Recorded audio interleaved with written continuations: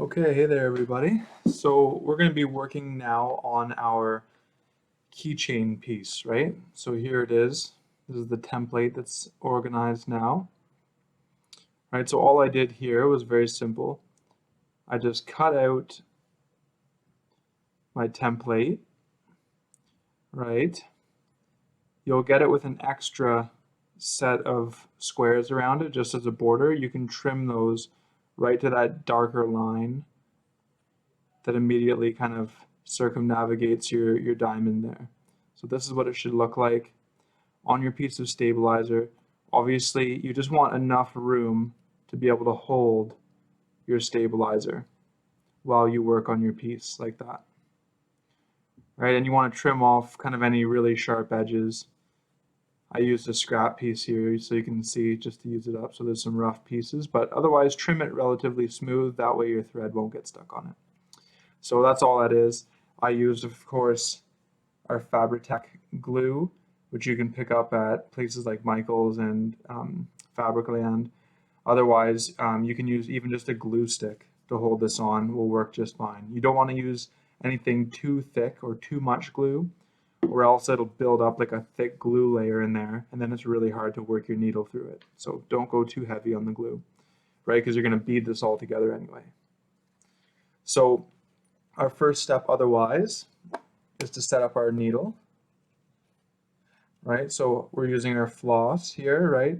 Obviously it's already waxed, comes in a great little dispenser, super strong, really cheap, and readily available. So that's why floss is the game, right? So we're gonna pull, and I call it like a wingspan, which is hard to see in this camera view of floss, but essentially what it gives you is about maybe 4 feet or so of floss, maybe 1.5 meters of it. And then what we're going to do is we're going to now set up our beading needle. So obviously we all know what needles look like, right? They're kind of hard to see in here. But we've got our needle, and of course the needle head is always set up vertically. Try and get this thing to zoom for me. Anyway, so our needle head, right, vertical, and floss is flat, right? Your floss is pretty flat. So to thread this thing correctly, orient your floss straight up and down so it matches the direction of your needle, and then through it goes. I've done this a lot of times so I can get it first crack most of the time. But the trick is, if the end of your floss, if you try a couple times, it doesn't go through, and the tip starts to fray, just grab a pair of scissors, cut a new little end off, right? Maybe on a slight diagonal, pinch it straight and flat, and then just try again. Because you're never ever going to be able to thread that frayed tip.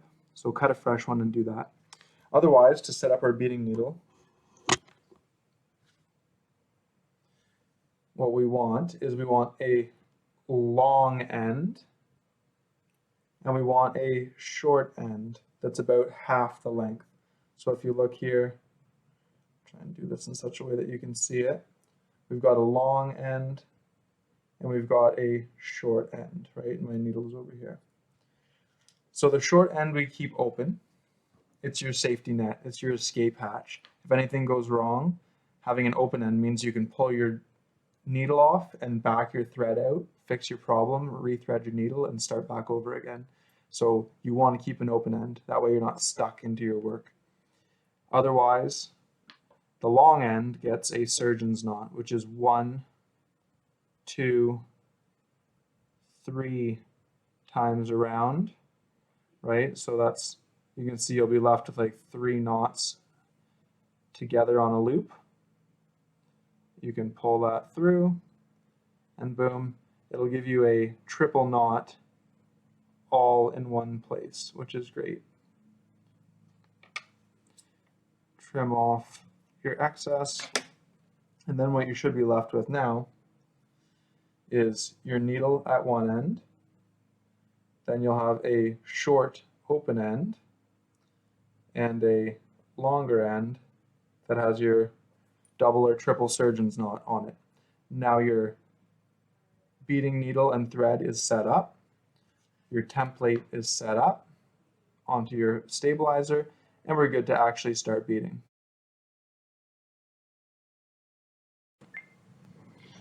Okay, so what we're doing now is we're actually going to begin beading our keychain.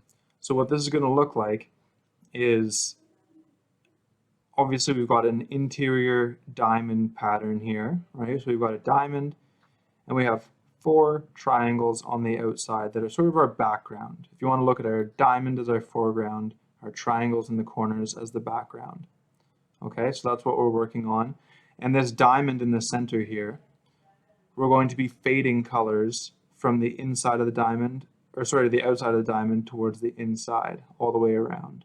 Right, so we're going to outline it in white, then we're going to go yellow, then we're going to go orange, and then we're going to fill the center with red.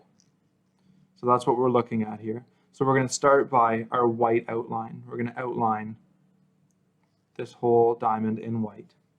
So for anyone who hasn't done the actual beading technique, as far as actually laying down like flat beading, we're going to start by picking up, or actually, sorry, we'll start by going under our piece where we want to start. So I'm going to come up on the line of one of these diamond sides here. So I've come up just on the line here. Right, you can maybe see that.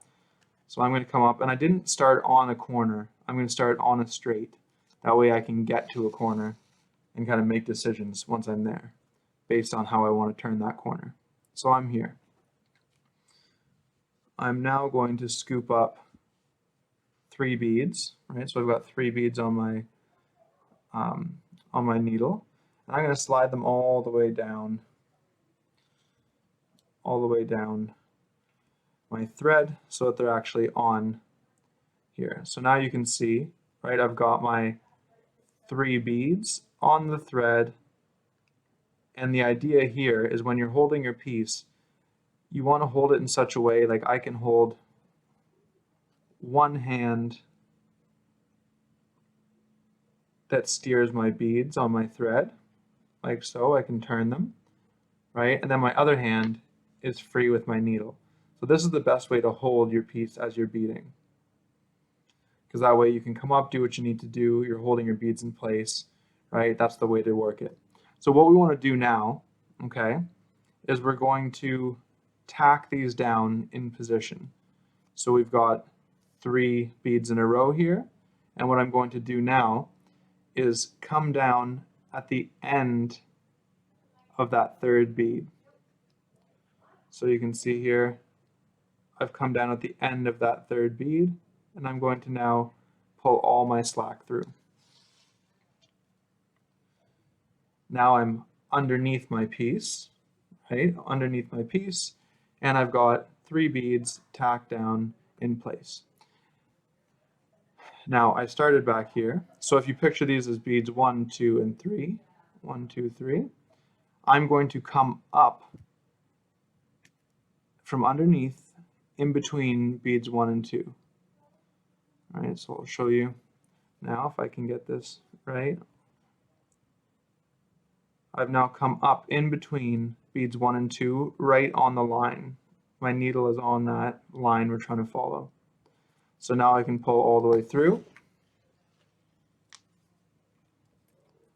And now my thread is up between beads 1 and 2. All right. And now I'm going to finish my little beading process by going through beads 2 and 3. So I've come up between 1 and 2, and now I'm going through beads 2 and 3. Always going through in the direction that you are beading.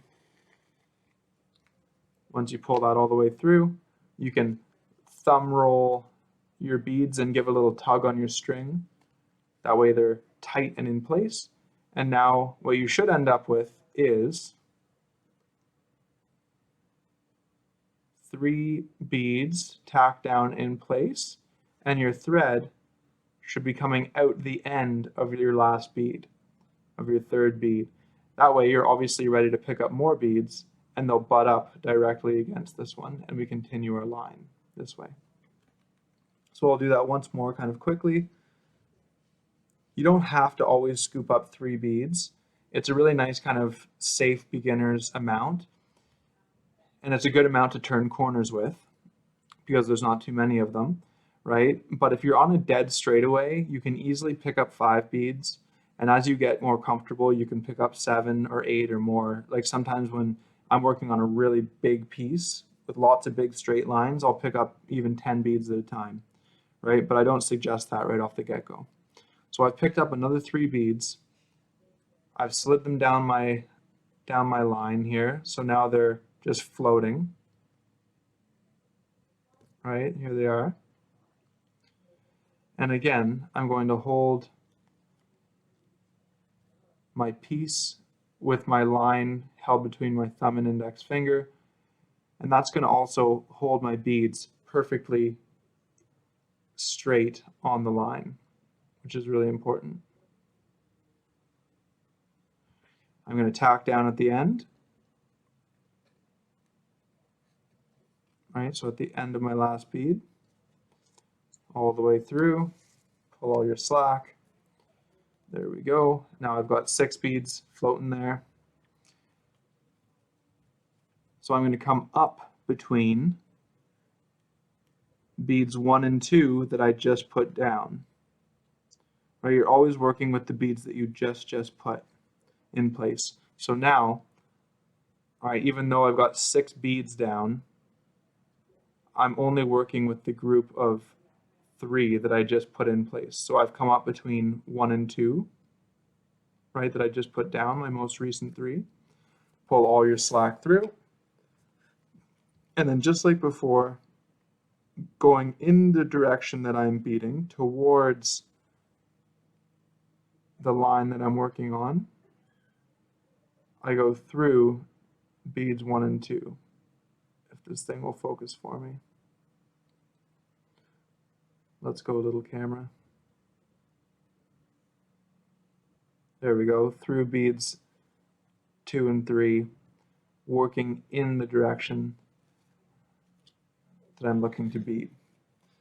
Then again, I do a little thumb roll, tug on that string to make sure it's tight, and then you can see I've got 6 beads in place on the line, and that's the goal. So what I'll teach you next as I move through this is going to be turning these corners efficiently, because the idea here is you want to get a perfect corner turned, right? So you can see at the end of this corner, right, it's quite a sharp angle, and to come around it nicely, you got to do a little bit of a move, okay? So I'll show you that next.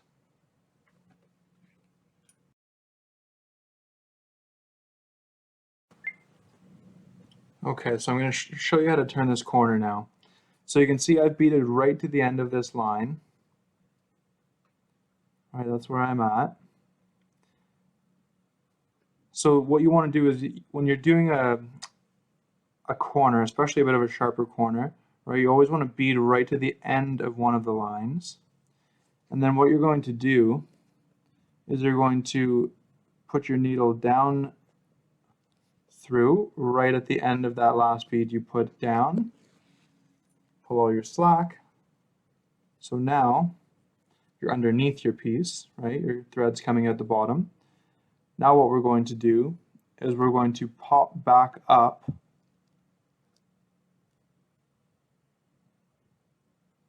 right on the line at our corner. Takes a few shots to get it right on the money. So I've come up just beside that bead on my next line where I'm going to want to continue beading. So I pull all my slack through, and now here I am with my thread coming out right beside this piece. right? So now I'm going to pick up another few beads. Let's say I grab 3, slide it all the way down.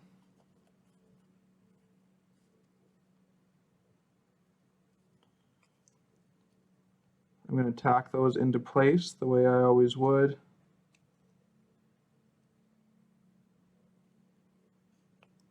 Right, coming down at the end of my last 3 beads,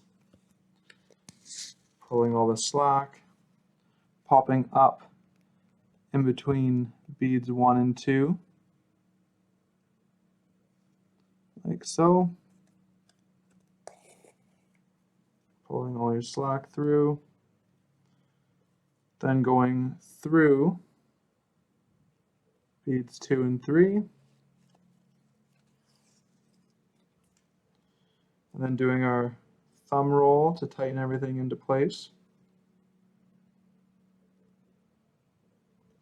Now, you can see that I've effectively turned that corner where all my beads run one way into the corner, and then that act of popping through over here, right, and then coming back up onto this line is really important. Because if I just tried to turn that corner without going back underneath, what it would do is it would drag this beautiful line I have here and turn it sideways. So you'd end up with this kind of a rounded corner, which is not what you want, right? You want a sharp corner, like so. So now I'm free just to continue beading up to the top of this line. I'll pop down, come out the other side, and then start a fresh line going this way, doing the same thing at each one of these corners.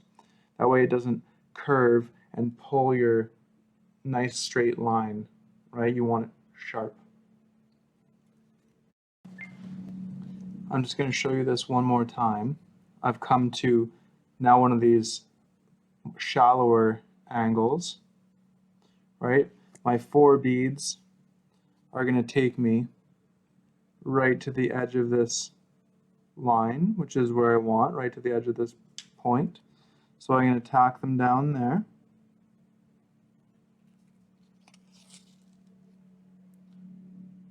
Pop up between beads 1 and 2, on the line always. Right, you want your needle to be coming up through that line every time. That's how you know you're going to keep a dead straight line. If your needle's popping up beside the line every time, you'll end up with a nice wobbly line that won't look very straight. So now that we've gotten, I'll just thumb roll and pull those tight. So you can see now I've come to the edge of that peak now, and I want to turn this corner. Now what's going to happen is if I just kept beading in this corner, when I went to pull and tug on my beads to tighten them up, it would turn. You see how it turns the beads down, and I'd end up with a flattened corner. I don't want that. I want it to stay straight up like this, right? So that's again why I'm going to plunge my needle through the piece right at the end of that piece I just put down. Needle goes down, through, pull that nice and tight, and now I'm going to pop back up on my next line where I want to continue beading. So you can see I've come back up on the next line. All right, now I pull all my slack through, and now what's happening is that I can continue beading with this fresh piece of thread here that's not going to turn my corner. It's not going to pull it in the opposite direction. So I'll pick up, say, 5 beads here just to kind of show you this line a bit better. So I'll pull them all the way down, get those in place.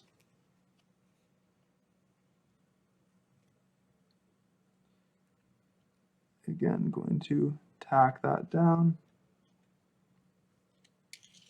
pull my slack through.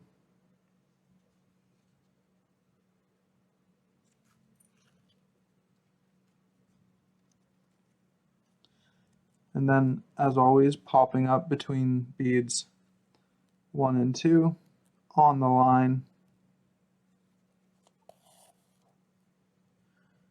and then through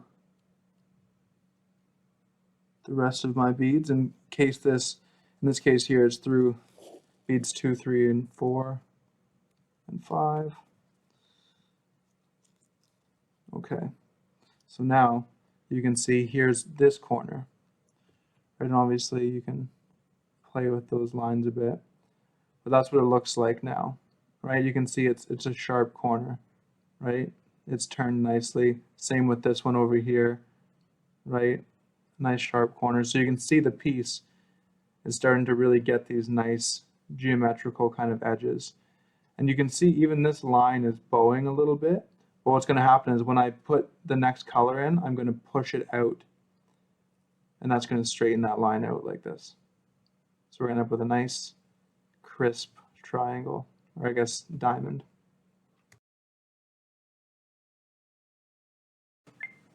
Okay, so here is the diamond.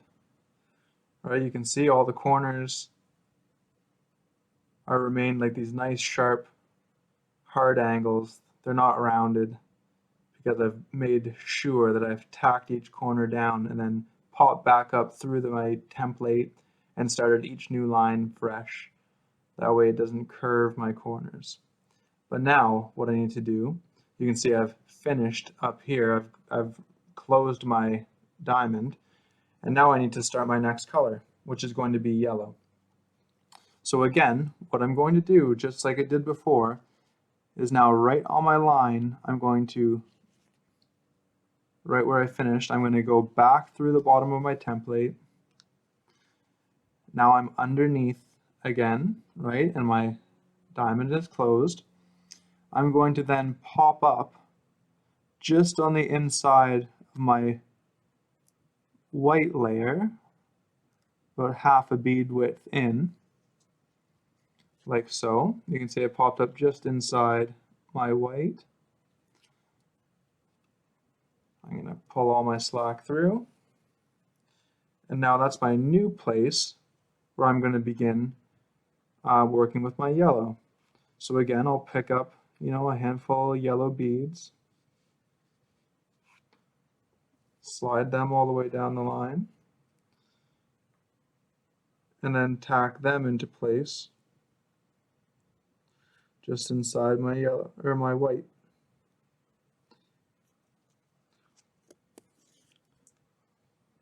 Again, pulling them like so, popping up between bead 1 and 2.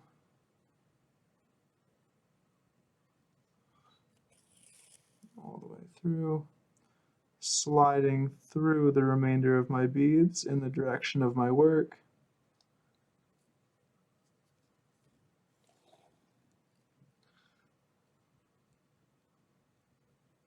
Okay, and there we have it.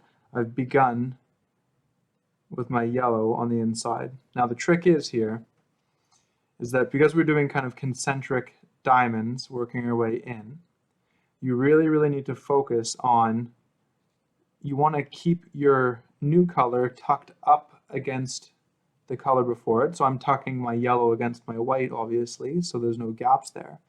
But the thing to really focus on here is do not push too hard, right? If I push too hard with my yellow, what it'll do is it'll bow out my white line, right? It'll bow it out, and I'll lose my nice crisp line. So you want to tuck your new color tightly up against the one before it, but you don't want to push so hard that you skew your lines, right? So pay attention to that. New beaters tend to try and cram as much as they possibly can in there, and when you look at their lines at the end, they're always blown out. They're always bowing outwards, right? Because they've tucked so many beads on the inside that they've pushed their lines out. So be mindful of that. Don't try and cram too many beads in there. So I'm just going to continue just like I did. Finish this angle, pop through from underneath, start my new line over here, work across, and do that on every corner. Right? I'm going to work in just rings, yellow, orange, and then red in the center. So here we have it. Here's the yellow sitting inside of the white. You can see I've used the exact same technique to achieve those sharp corners, right? Still, it hasn't bowed out any of my lines. And this is really what we're looking for. And now again, you can see that I've popped up with my thread just inside my yellow now. And I'm going to be starting a row of orange next. So just like before, I can pick up a few orange beads.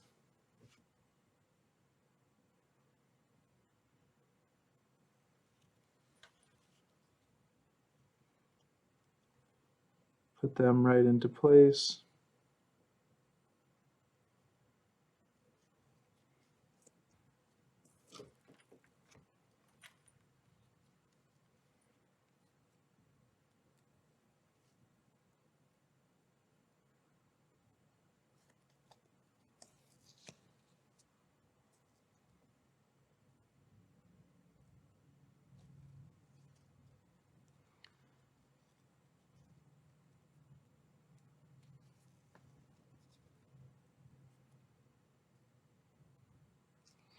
Okay, then there you can see.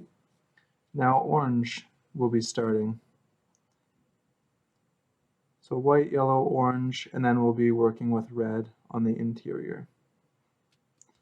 I'm just going to follow the same pattern, just like that, all the way around. Now, I just finished, obviously white, yellow, and now orange is in the next row.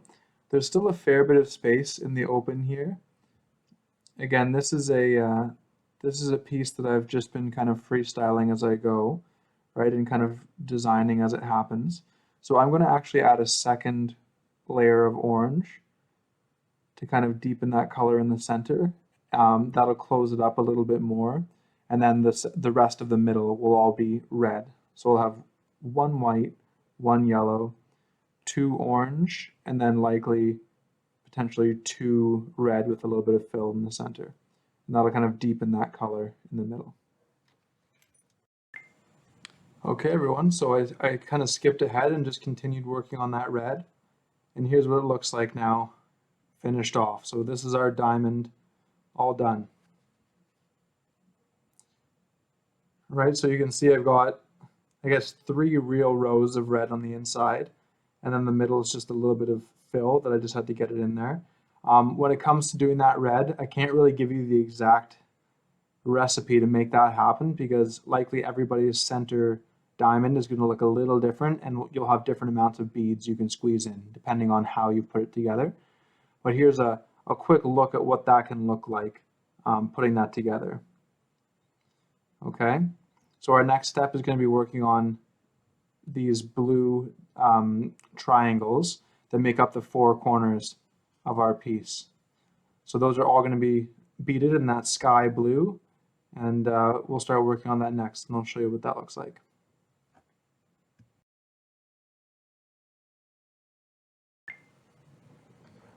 Okay, so I've started working on those blue triangles. Now there's different ways of going about doing this, and like I said, I'm creating this piece as we go, so I'm kind of like real time finding out the rules for this thing.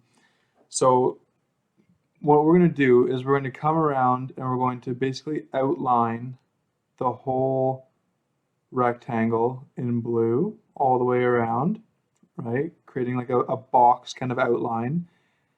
And then we are going to fill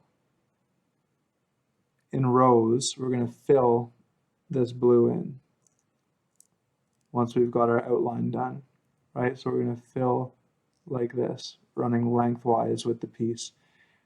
Now you can see here, I've sort of left a gap of white, and I'll leave a gap of white up at the top as well and start the blue on the other side. Some people might start the whole project by outlining this whole thing in blue and then making their diamond inside of it, and that's certainly one way to do it. But because I know we're edging this whole piece in white, I want the edging to actually, like the white edging to actually touch the white corners of this diamond, making it look like it flows into the edging. So that's sort of like a design choice that I made. But somebody might look at this and just say, oh, I'll just outline the whole thing in blue and then do your diamond inside. We kind of did it a different way, which is make the diamond first, then edge around it in blue, leaving those gaps. And then when we edge this whole thing in white, it's going to look really cool where it touches the white corners of the diamond. So I'm going to continue this outline, and then I'll start filling these triangles in, and I'll kind of bring you up to speed on where I get. Okay. Okay, so you can see here, I've came around our square in blue, leaving little gaps where each one of those white points finishes. Right, you can see that. Little gaps there where each one of those points finish. Right, and that's going to meld into our white edging, which we'll do last. But next, what I need to do is fill these blue triangles. So what I'm going to do, you can see here, I've popped out kind of in the corner, right, of one of these. So what I'm going to do now is I'm going to work in lines running the lengthways of the project. So it'll probably take 1, 2, 3, 4, and maybe a little bead in the corner there. Then I might go to this next one over here. 1, 2, 3, 4, and I'll just do that running lengthways on all of these. Just like that. Now a tip on this is because we're going to be butting up against this angular white line, I'm going to work from this square edge here, right? So if you look, right, we've got this nice square edge of our outline. I'm going to use that to start each one of my rows. So I'm going to run it until it hits the end here, dip my needle under, pop back up at the start here on my next row, and then run that out. Go underneath, back up the top, and run that one. That way you're stopping each one of these lengthwise rows.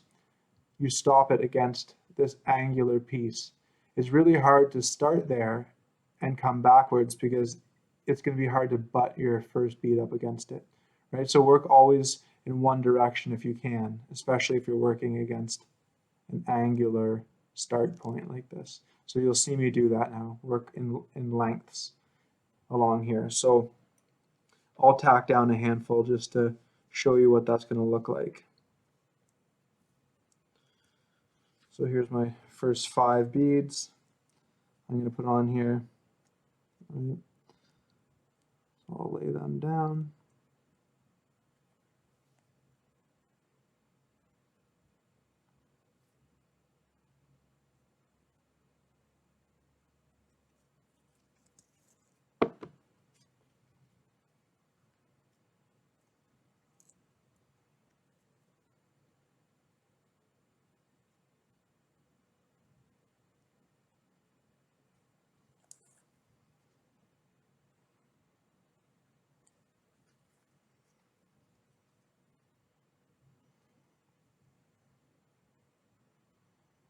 Okay, so you can see there, I'm starting to work this way, right?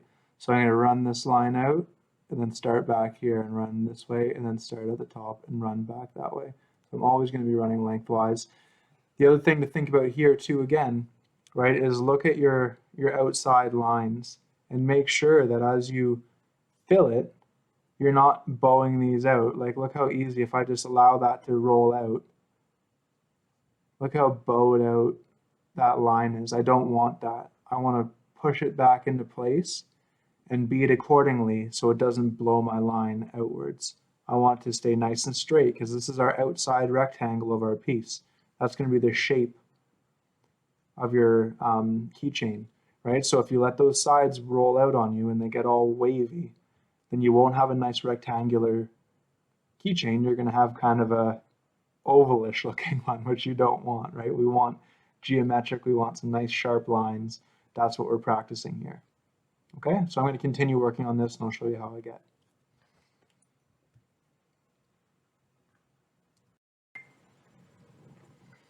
Okay, so here we are. I went along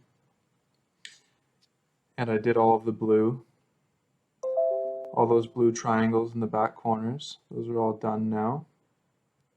Right, you can see even myself trying to abide by my rules.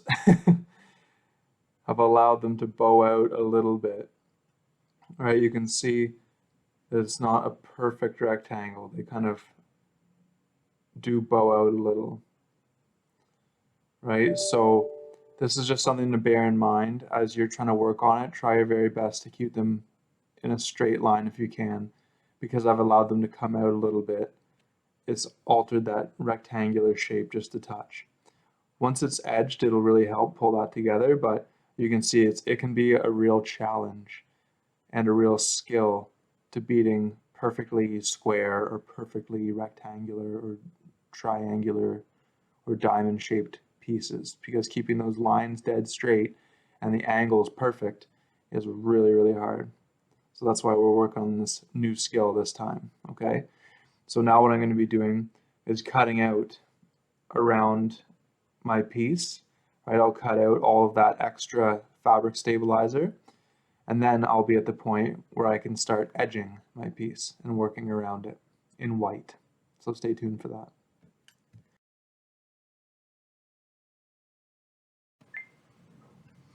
Okay, so here's our piece cut out, right? So that's what it's gonna look like.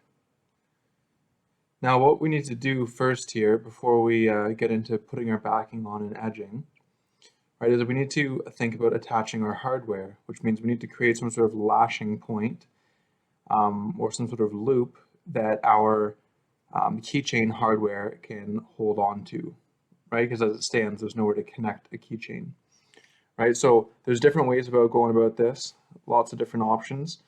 The one that I've chosen, I'll kind of show you what it's going to be, right? So you can choose whatever side you want to be up. It doesn't really matter. I'm going to choose this side. It's going to be my up. It'll hang from that way. Now, what we're going to do here, okay, is I've set up a fresh needle and thread, right? The way that we always do, one open end, one end with a knot, except it's shorter. It's not terribly long. It's only maybe 2 feet, 2 and a bit feet worth of thread. Now what we're going to do here, okay, is on the back, all right, we're going to come in from the back, and what I'm going to do is I'm going to pick a nice shallow angle. You can see I'm coming in on like a shallow angle here, starting from not at the edge, right? I'm in a little bit. And what I'm going to try and do is get that to go through on an angle in such a way that it pops out right near the center, right? So you can see it's coming off just to one side of the center, which is what I want. You don't want it right in the middle because we have to come back, right? So you can see I've come in on an angle from the back, and it's sticking out just off to one side, coming out right through the stabilizer at the edge of the piece, right? So that's what we want. And I might even change that angle a little bit so it doesn't come out so far under the beads. So I'm going to go back through again and try and change that angle. There we go. Now I got it so it came a little bit closer, like out the edge of the stabilizer, which is good. So now I'm going to pull this through so that obviously my knot stops at the back, right, which is what I want. Now what we're going to do is we're going to actually create our loop, and we're going to do that using white beads. So I'm going to pick some up here,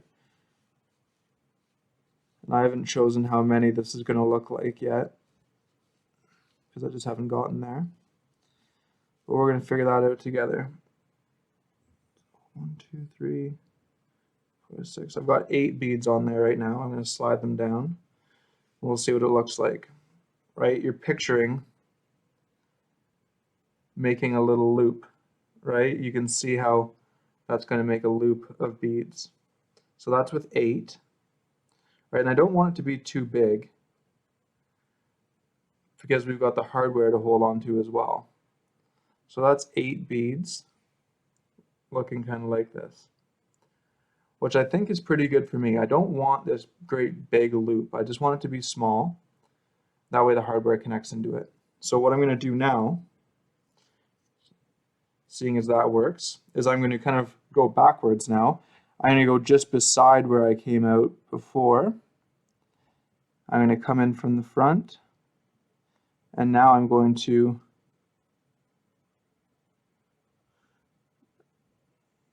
go through on my shallow angle, back out. So now I've, as you can see here, I've went back in on a shallow angle. Right, maybe I went a bit too far. I'll come back a bit. Something like this.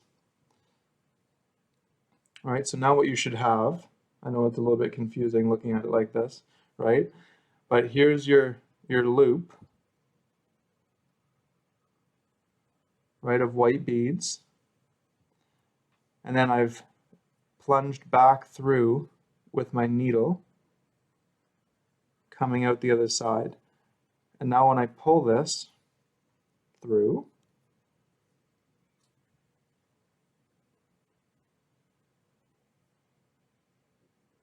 you'll see that what it does now is give me this little loop at the top. Right, and if I flip it over, you can see here's my thread hanging out the bottom. And now both of those knots are hidden. Right, because when I put my backing on, like so, it's going to cover anything back there. So it'll just be this seamless little loop that's kind of sticking out. Now, we do always have the option, and it's something that if you'd like to fiddle with it, you could, and I think I will for mine, is I'm going to go back through the side I started in, and I'm going to go back through all of these beads. So you'll need to kind of work your needle to get through them. You can get through a couple, maybe right through your pull, like I got through 2 there. Right, now I'm going to just work that needle back through these beads. Right, so I'm going to just work my way back around the loop. There's through a couple more. Now I'm coming back down through these guys. 1, 2, 3, 4. And then I'm going to go back on an angle, just like I did before, out the back of the piece. Right, so now I've come back out. Don't want it behind that piece of thread. Out she comes. Now the reason I did that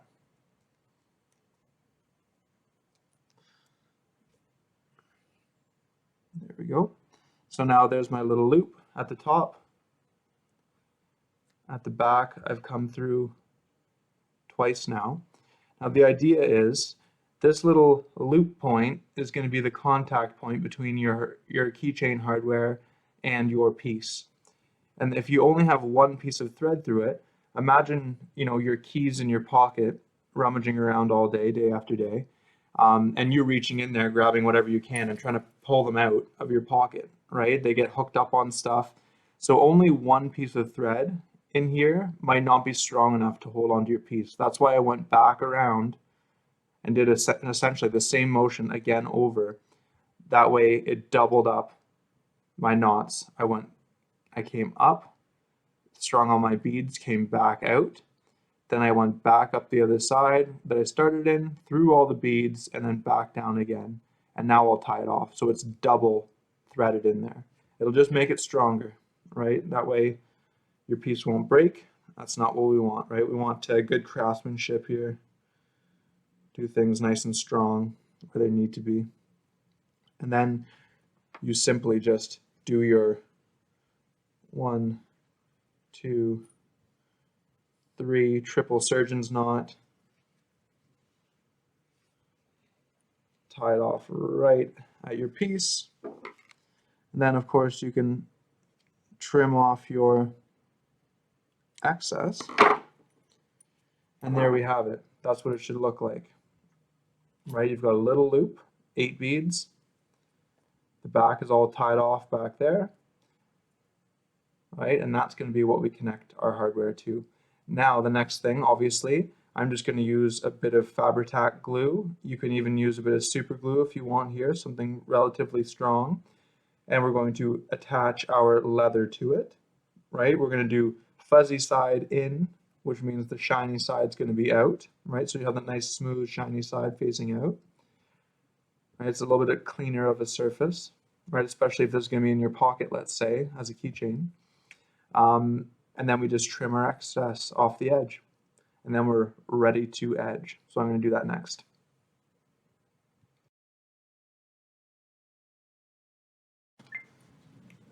Okay, so it's edging time. Here's our piece. Leather's glued to the back, right? So it should be kind of looking like this right now.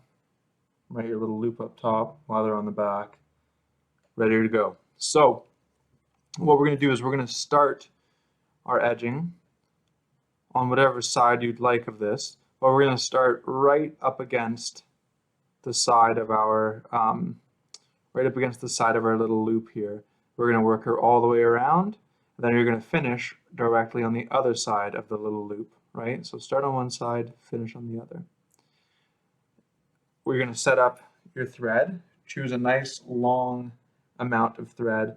I go with my unit of measurement, which is a wingspan. So use a full wingspan, like open up your little floss container and stretch your arms all the way out, and get a good, I don't know, probably 5 feet or something like that of thread, 1.5 meters-ish. So what we're going to do then is, to start this off, you're going to peel back some of that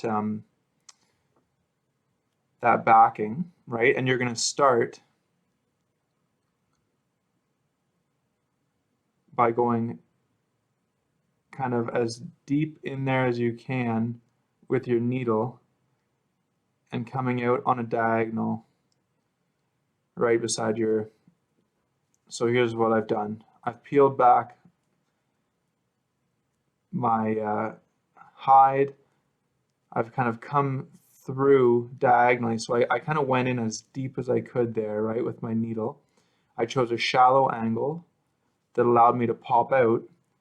Just, you can see I'm right up against, as close as I can be against this little loop, right? The needle's right touching it. Now when I pull this all the way through, my knot is now hidden deep inside here. So I can just kind of shimmy that little tail over. And now when I flatten my hide back down, there's no visible knot or starting point of my edging. So that's how you hide your edging under the hide. So now what we're going to do, all right, is we are going to pick up one bead, right, one singular bead. Getting this first one down is always weird, and then after that it gets easier, right? So you're going to pick up that one bead. Oh, look at this. You know what? This is a good point that I'm going to show you, is because I'm a lefty. I tend to like beading, or edging, I should say, the other direction than what I was going. I kind of have myself set up to go counterclockwise, but righties tend to go counterclockwise really well, and lefties tend to like going the other way. So all I'm going to do here is I'm just going to set myself up to pop back out on the other side of this little loop, because I'm going to start over there. So I've just done a little stitch move here that sort of hides my work. Now I'm coming out on the other side again, so now I can work the way that I'm used to working, right? So that's a good kind of, I'm glad that happened, because you'll want to pick one way or the other. If you're a lefty, work clockwise. If you're a righty, work counterclockwise. It doesn't matter so much on a piece, because you can just pick what feels natural, but because we're starting on one side of this loop, you got to kind of pick a direction. So I'm going to pick up my one bead, I'm going to slide it all the way down the line, right? So it's right up against, you can see here it is, it's floating, right?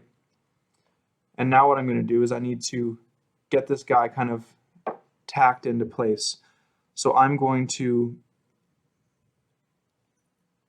do now is come back up through the leather and the stabilizer, kind of just behind it. Okay, so now this is the finicky part, but I'm going to try and show you as best as I can because it's really hard to kind of explain this. So I picked up my bead after I was coming out of my stabilizer top. I picked the single bead up, I came around and went in on a bit of an angle through the leather and popped back up through the stabilizer just behind that bead. If you can imagine the bead wanting to be kind of here, right? I've kind of come up just behind it, keeping in mind that I'm going this direction, right? So now when I pull this through,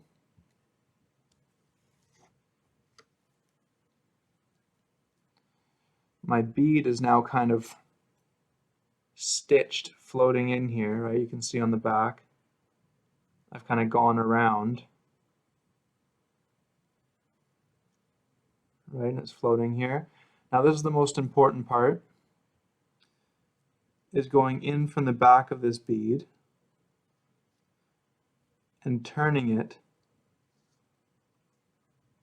so that it's sitting in the correct direction.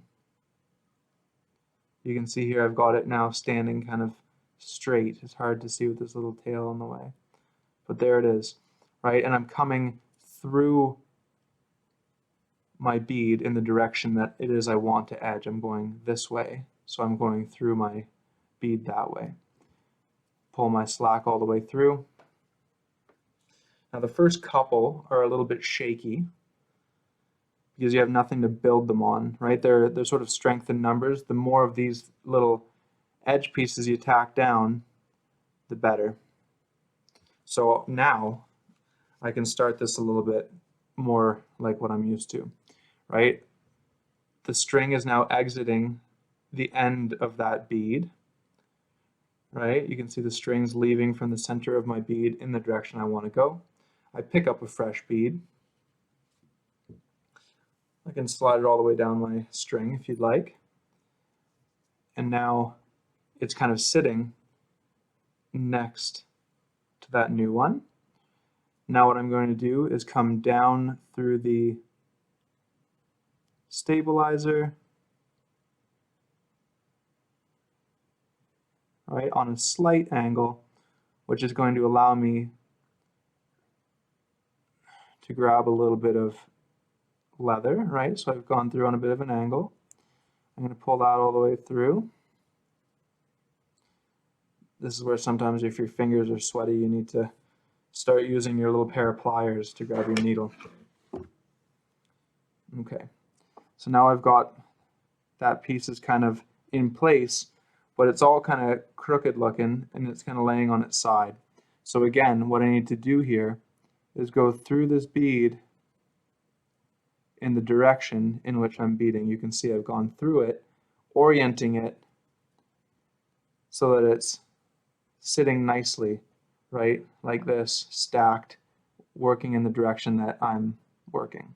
So now I pull my string all the way through, and always very important, give like a good little tug, snug up after each time you put a bead down, right?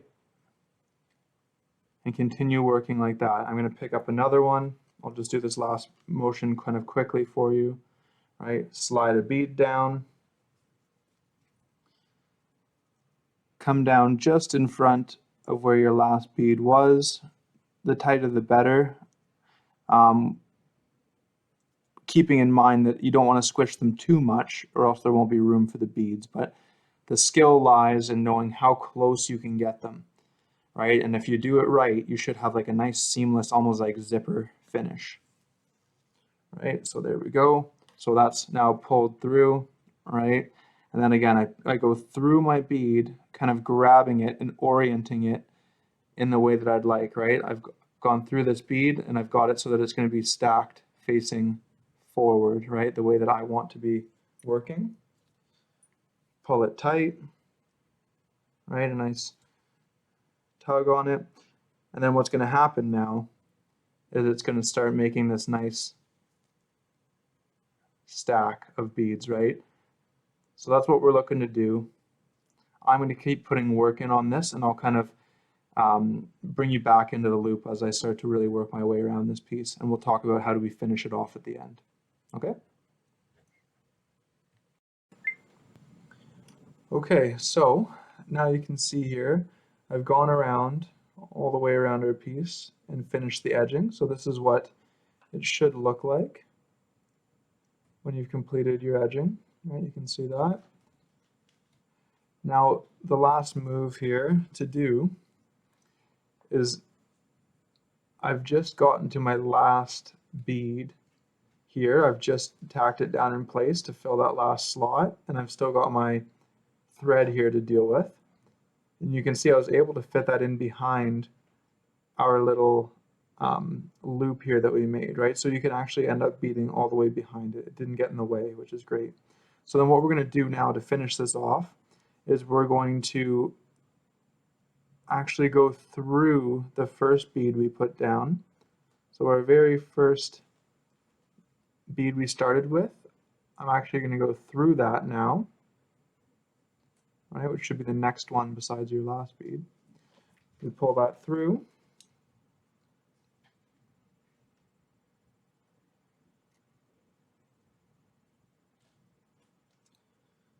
Let me take a little bit of a wiggle because we're going to move back through it again. So there we go. Got it. And then now what happens is when you give that a little bit of a tug, it should completely seam up your piece because now your first bead is connected to your last bead, right? And it's solid. And then to finish it up, all we do now is you take your needle right where you popped out there. You're going to plunge it in on a shallow angle, right? And this shallow angle, like this, you can look, it's quite shallow, is going to allow me to push my needle through now. And I want it to pop out somewhere closer to the middle of our piece.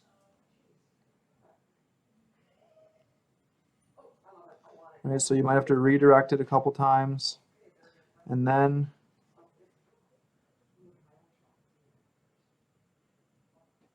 let's see if I can get this to come out for you. You got to be patient and just work it through. And you can track your needle typically pretty well, but here I've gone it. You can see where my needle's kind of traveled underneath the leather, and now it's kind of popped out near the middle. So you got to push it through. If you have little pliers, it might be useful to use those. Try and push nice and straight on your needle as to not break it. And once you got enough through the other side, you can grab it with your pliers, pull through all the way. There we go. Right, I just pull all my slack through. A light little tug just to snug it up a bit. Now I can take my needle off, and you can see my thread has come out in the center of my piece. This is where I'm going to do a 1, 2, 3, a triple surgeon's knot. Pull all my slack out. Then as I usually do, right, the trick is now that you've got your little knot right down here at your leather, you put your thumbnail on it, right, to hold it, and then you pull your slack through. So pinch it with your thumbnail, pull your slack, and then you end up with a knot that's sitting perfectly flush against your leather. Obviously then you can cut off your excess just trim that a bit better. And there you have it. Here's the piece completely finished, right? And then we just attach, you just use pliers to open up your little loop on your keychain hardware.